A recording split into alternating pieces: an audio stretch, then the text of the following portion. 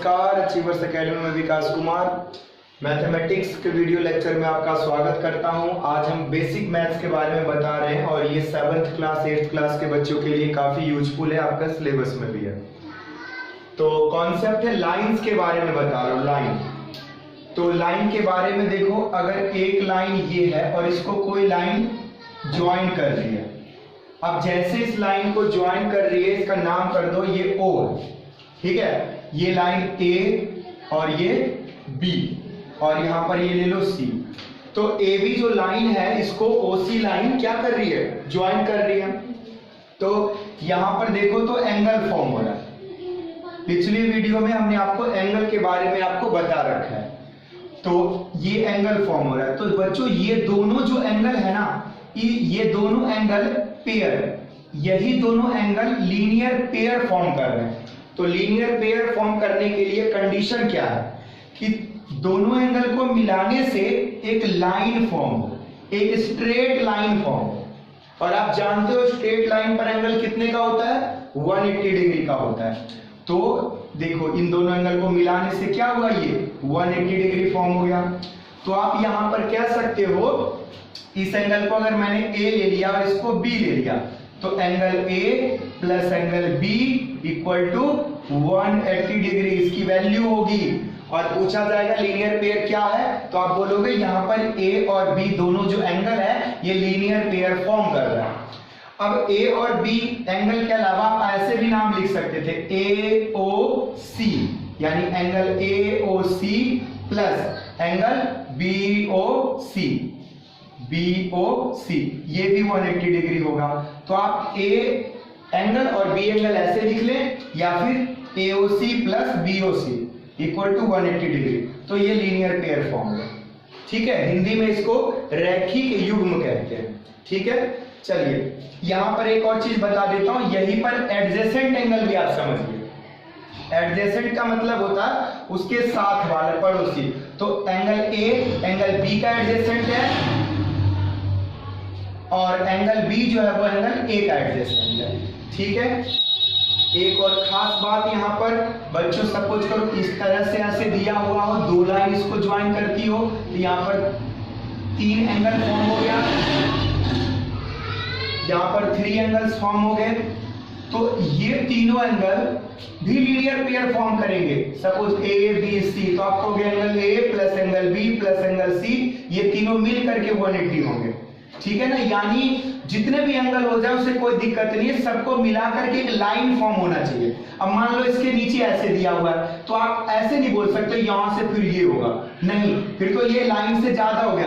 Line आपको ध्यान रखना है कि एक लाइन फॉर्म हो, चाहे वो लाइन ऐसे हो या ऐसे हो, just a straight line form होना चाहिए, ठीक है। वर्टिकली अपोजिट एंगल देखो, वर्टिकली अपोजिट एंगल का मतलब है जब दो लाइन एक दूसरे को क्रॉस करें, जब दो लाइन एक दूसरे को क्रॉस करें तो वर्टिकली अपोजिट एंगल फॉर्म होते हैं। ये एंगल हो गया, इसके नीचे ये दोनों एक दूसरे के क्या है, वर्टिकली अपोजिट है, ठीक है। हिंदी में इसको शीर्षा विमुख कोण बोलते हैं। और ये एंगल जो है इसके वर्टिकली अपोजिट हो गया, ठीक है। अब यहां पर अगर इसका नाम लिख लो A B, ये C और D, तो angle A equal to angle क्या हो गया B, और एंगल C इक्वल टू क्या हो गया, एंगल D। तो ये हुआ वर्टिकली अपोजिट एंगल, इसके आमने सामने के एंगल, वर्टिकली अपोजिट एंगल शीर्षा विमुख कोण। चलो, तो वर्टिकली अपोजिट एंगल के बाद देखो बच्चों, अगर दो लाइन को कोई एक लाइन आप क्या करती है, इंटरसेक्ट करती है, कट करती है, तो ये कट करने वाली लाइन को ट्रांसवर्सल लाइन बोलते हैं। तो ये T लाइन, जिसका नाम हमने T रखा है, this line is called transversal line. Transverse, Hindi में इसको त्रिअक्षेदी रेखा कहते हैं। अब यहां पर ये एंगल जो है इस एंगल के करस्पॉन्डिंग कहलाता है, यानी ये 1 एंगल इस 2 3 4 5 6 7 8,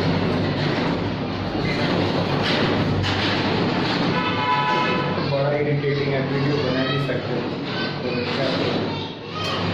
रात को जग के बना दीजिए, है ना। देख रहे कितना तेज ट्रैक्टर खटर खटर खटर खटर इतना कर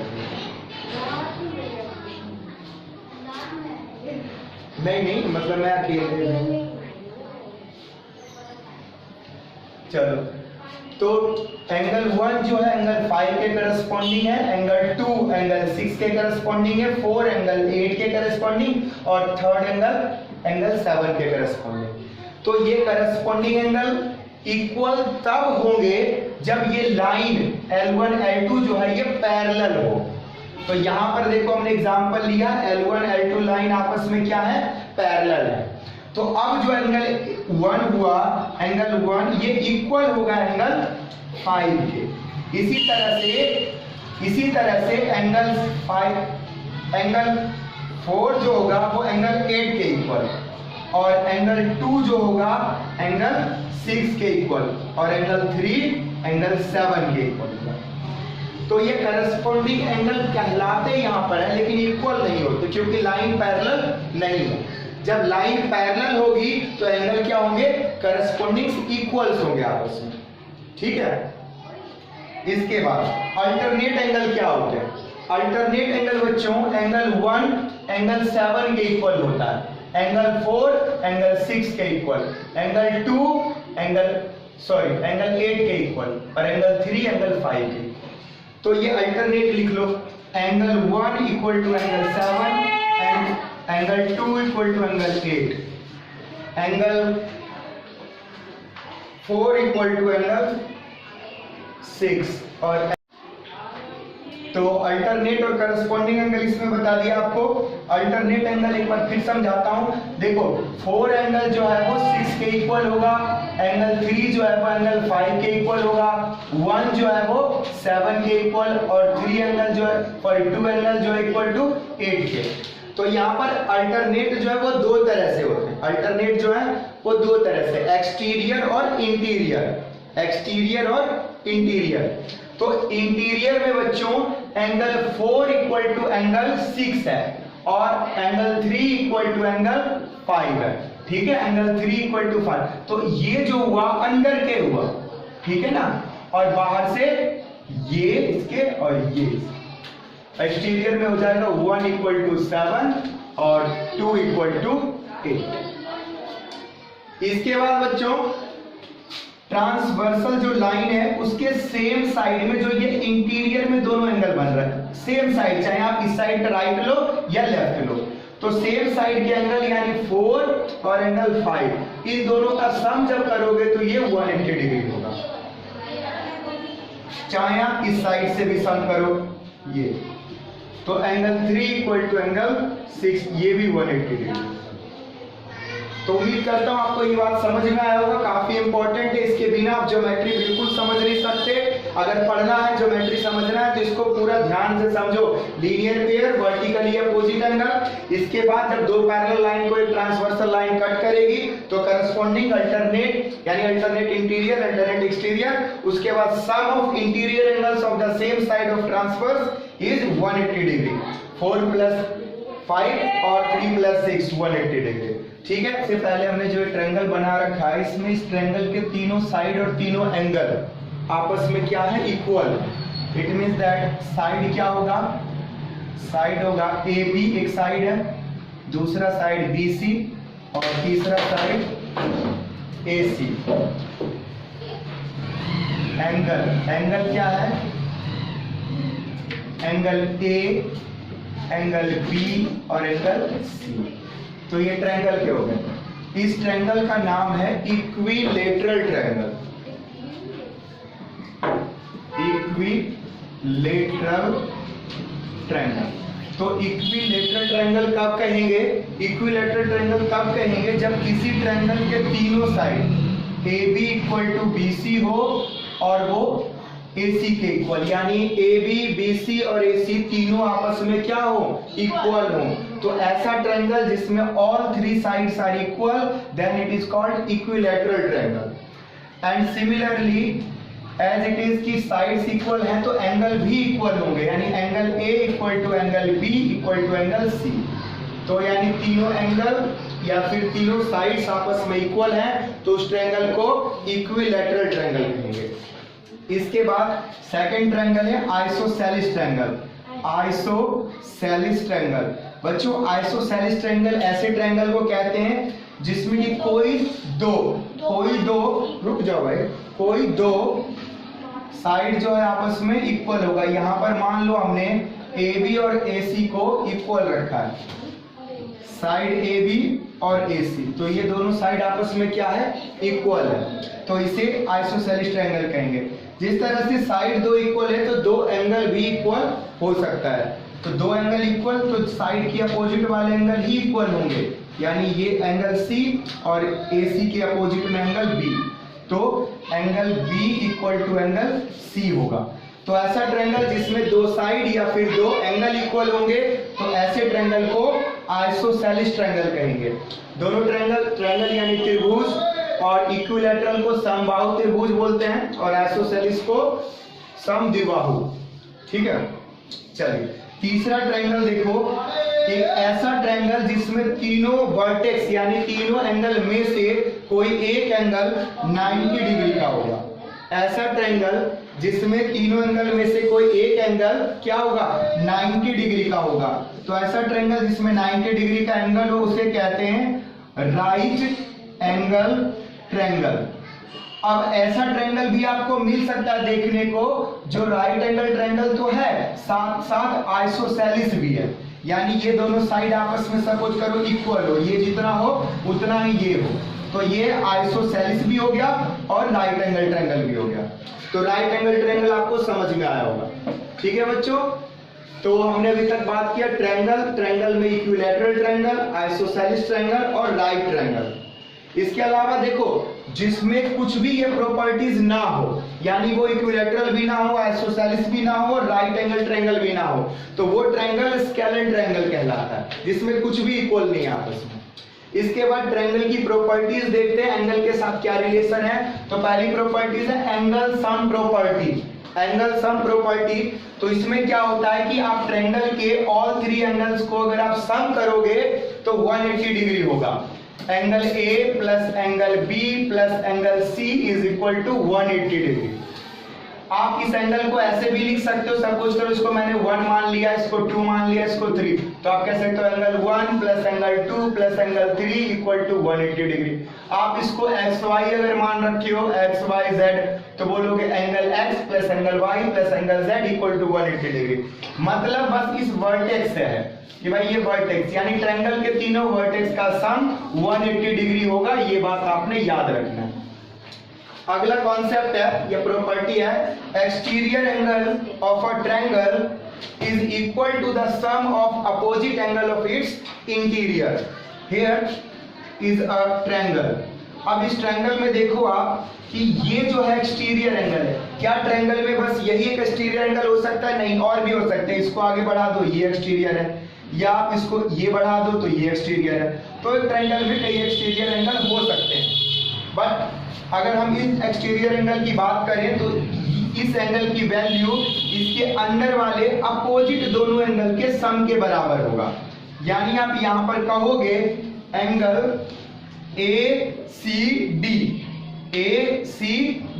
ये एंगल ACD, ये एंगल इक्वल होगा अंदर वाले दोनों एंगल के सम के बराबर, यानी angle A plus angle B।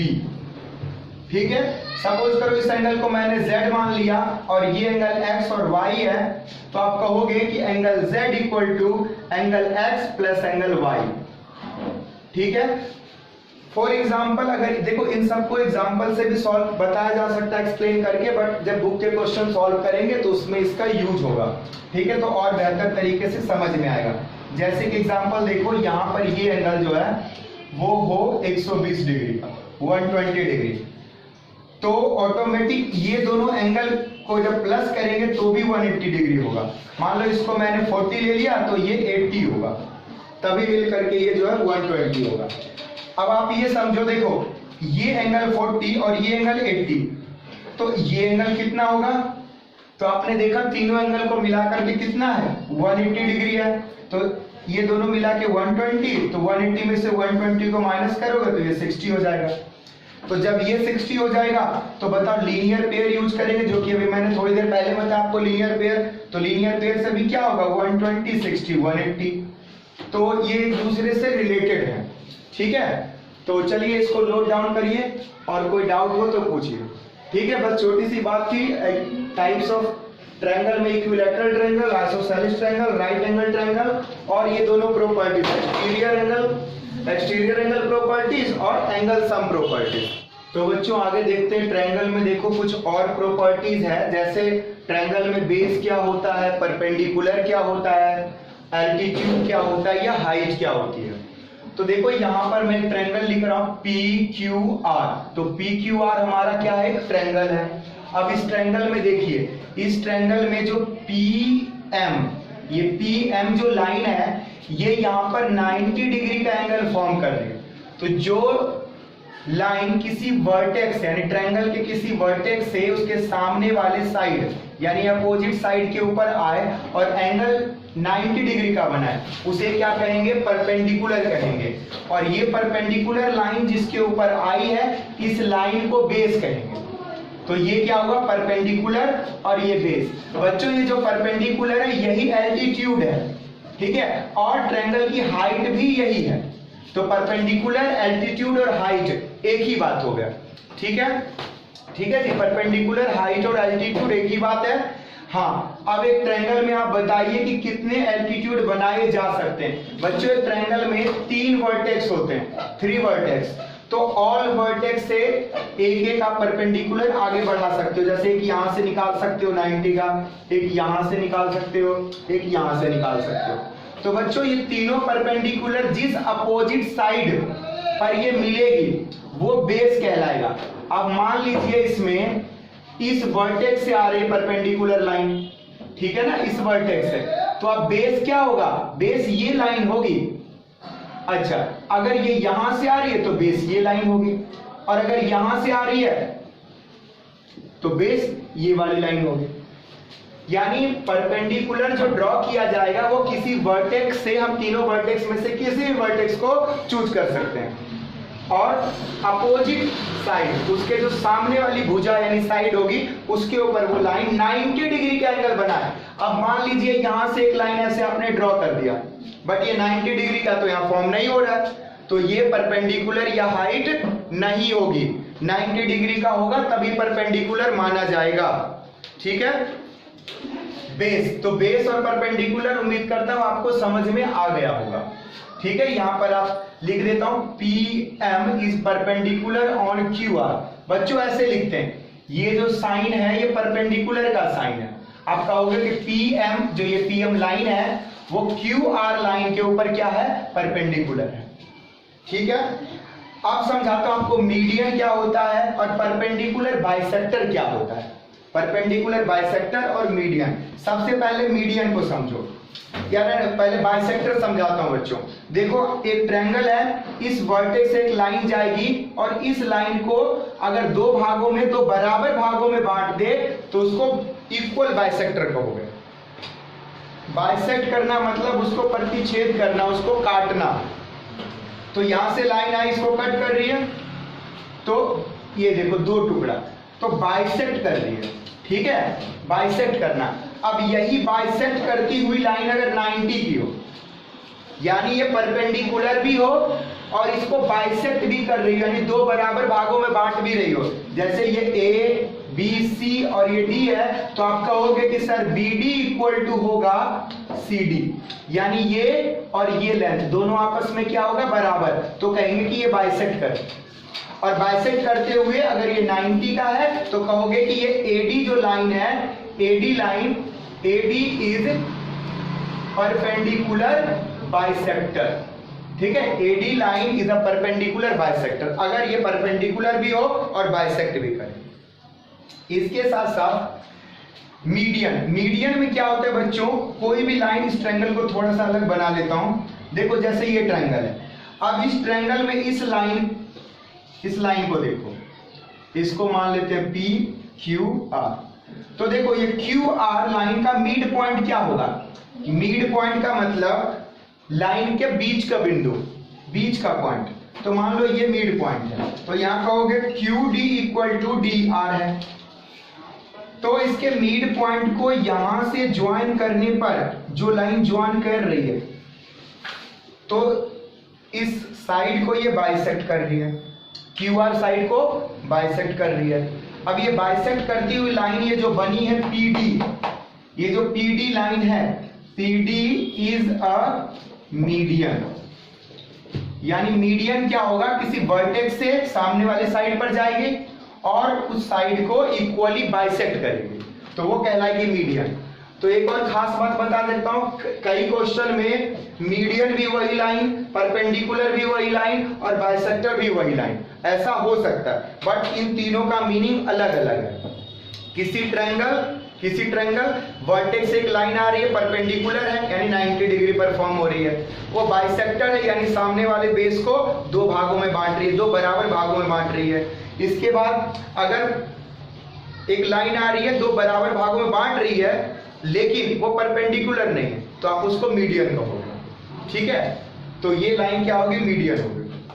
तो उम्मीद करता हूं आपको मीडियन, परपेंडिकुलर, बाइसेक्टर होता है कि दो ऐसा फिगर जो एक दूसरे के बराबर हो, बराबर मतलब एक दूसरे के ऊपर ऐसे रख दो तो बिल्कुल बराबर हो, तो उसे कहते हैं कॉन्ग्रुएंट फिगर, कॉन्ग्रुएंट फिगर, ठीक है। तो सपोज करो आपको दो कॉन्ग्रुएंट सर्कल बनाना हो, तो क्या करोगे, रेडियस सेम लोगे, मान लो 2 सेंटीमीटर रेडियस का एक सर्कल आपने बनाया, तो इसी का कॉन्ग्रुएंट एक और सर्कल बनाना हो तो उसको भी आप क्या लोगे, 2 सेंटीमीटर का ही लोगे, एक दूसरे के ऊपर रख दोगे तो क्या हो जाएगा, बिल्कुल बराबर हो जाएगा। जैसे राधा बहुत अच्छा रोटी बनाती है, सारी रोटी कॉन्ग्रुएंट रहती है एक पर एक, और सीमा जो रोटी बनाती है एक ऐसे फैल जाता है, एक ऐसे, मतलब बड़ा छोटा बना लेती है। लेकिन राधा बहुत अच्छा बेलती है रोटी को, तो बिल्कुल सारे कॉन्ग्रुएंट आते, सब एक बराबर। चलो मैं भी बहुत अच्छा रोटी बनाता हूँ। आगे बढ़ते हैं, कॉन्ग्रुएंट ट्रायंगल बिल्कुल बनाते हैं भाई, बाकी 10 साल हो गए बनाए हुए। तो criteria by which two triangles congruent, देखो यहाँ पर दो ट्रायंगल दिया हुआ है, तो इन दोनों ट्रायंगल को कॉन्ग्रुएंट आप कब कहोगे, कब कहोगे कि ये दोनों ट्रायंगल कॉन्ग्रुएंट हैं? तो कहने के लिए आपके पास बहुत सारी बातें हैं। यानी अगर ट्रायंगल के तीनों साइड, यदि दोनों ट्रायंगल के तीनों साइड आपस में बराबर हैं, जैसे मान लो यहां पर ए बी इक्वल हो किसके, पी क्यू के, और बी सी इक्वल हो क्यू आर के, और ए सी इक्वल हो पी आर के, यानी तीनों साइड है ना, करस्पॉन्डिंग साइड, ये साइड इसके इक्वल, ये साइड इसके इक्वल, ये साइड इसके इक्वल। अगर ऐसा हो कि दोनों ट्रायंगल में सभी साइडें आपस में इक्वल है, तो आप देखोगे कि दोनों ट्रायंगल कॉन्ग्रुएंट होंगे, एक दूसरे के ऊपर रख दोगे तो बराबर हो जाएंगे, यानी ये पहला हो गया। तो आप कहोगे कि ये दोनों ट्रायंगल जो है साइड साइड साइड से कॉन्ग्रुएंट है, यानी फिर बाद में ऐसे लिखते हैं, triangle A B C congruent triangle P Q R. ये कॉन्ग्रुएंट का साइन इक्वल लगा के ऊपर ऐसे लगा दोगे, ठीक है, कैसे, ऐसे लगा दोगे, तो ये कॉन्ग्रुएंट का साइन है। इसके बाद बच्चों मान लो किसी ट्रायंगल के ये दो साइड आपस में इक्वल है, यानी ए बी और बी सी, इधर से पी क्यू और क्यू आर। इसके अलावा इसके बीच में जो ये एंगल आया, इसके बीच में ये जो एंगल आया, तो ये दोनों एंगल भी इक्वल हो, यानी दो साइड के साथ साथ तीसरा क्या हो, एंगल इक्वल हो, बी एंगल क्यू के इक्वल। तो आप इसे ऐसे कहोगे, साइड एंगल साइड, यानी साइड एंगल साइड से भी ट्रायंगल क्या हो जाएगा, कॉन्ग्रुएंट हो जाएगा।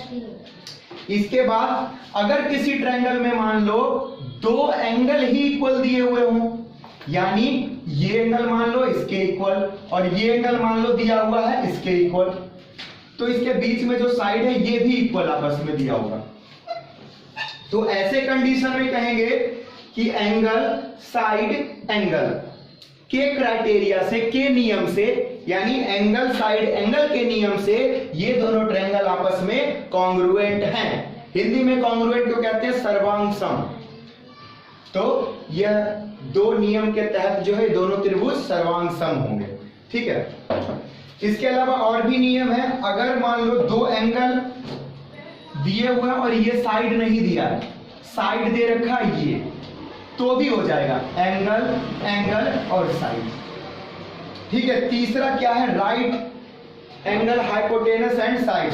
बच्चों दो ट्रायंगल दिया हो जिसमें कि एक राइट एंगल हो, यहां भी राइट एंगल हो, यहां मान लो ये एंगल दिया हुआ तो ये आर हो गया राइट एंगल। उसके साथ हाइपोटेनस क्या होता है, हाइपोटेनस के बारे में आपको पता होगा, जो 90 डिग्री के सामने होता है वही हाइपोटेनस होता है, जो 90 डिग्री के सामने होता है वो क्या होता है, हाइपोटेनस होता है। तो ये दो हाइपोटेनस भी इक्वल हो इसके, तो एच हो गया। उसके बाद ये साइड हो या ये साइड हो, इसके इक्वल, करस्पॉन्डिंग का मतलब होता है ये इसके इक्वल या ये इसके इक्वल, दोनों में से कुछ भी इक्वल हो तो ये आरएचएस से ट्रायंगल कॉन्ग्रुएंट हो जाएगा। तो ये रहा कॉन्सेप्ट कॉन्ग्रुएंट ट्रायंगल करने का, ठीक है। अगर इसमें से कोई भी एक क्राइटेरिया हमारे फिगर में लग जाएगा, फुलफिल कर देगा कोई कंडीशन, तो हम दो ट्रायंगल को क्या कहेंगे, कॉन्ग्रुएंट कहेंगे। यानी ये जो 5 क्राइटेरिया है, अगर इसमें से कोई भी कंडीशन हमारे क्वेश्चन या डायग्राम फुलफिल करता है तो वो कॉन्ग्रुएंट कहलाएगा। और पहले से ही दो ट्रायंगल कोई कॉन्ग्रुएंट दिया होगा, पहले से ही दो ट्रायंगल आपको कॉन्ग्रुएंट दिया होगा, तो दोनों ट्रायंगल के जो भी करस्पॉन्डिंग पार्ट होगा, करस्पॉन्डिंग पार्ट का मतलब कि एंगल, इसका एंगल, इसका एंगल, इसका एंगल, इसका एंगल, इसका साइड साइड साइड साइड। तो करस्पॉन्डिंग का मतलब होता है ये साइड इसके, ये साइड इसके, ये साइड इसके, और angle angle angle angle angle angle. तो करस्पॉन्डिंग ऐसे नहीं कि ये एंगल इसके इक्वल, ये एंगल इसके इक्वल, ऐसे उल्टा सीधा नहीं, करस्पॉन्डिंग करस्पॉन्डिंग, ठीक है जी। इसके बाद जब ये इक्वल हो जाएगा, सॉरी जब ये दोनों ट्रायंगल कॉन्ग्रुएंट होगा तो आप किसी भी कॉन्ग्रुएंट ट्रायंगल के आप कह सकते हो कि करस्पॉन्डिंग पार्ट जो कॉन्ग्रुएंट ट्रायंगल के इक्वल होंगे, ठीक है। सीपीसीटी बोलते हैं। सीपीसीटी का मतलब है corresponding part of congruent triangle, या if two triangles are given congruent then their all corresponding parts angle as well as sides are equal to each other, ठीक है। तो इस वीडियो में इतना ही। Thank you so much for watching this video. Please share and subscribe my YouTube channel Achievers Academy by विकास कुमार, ठीक है। Thank you so much once again.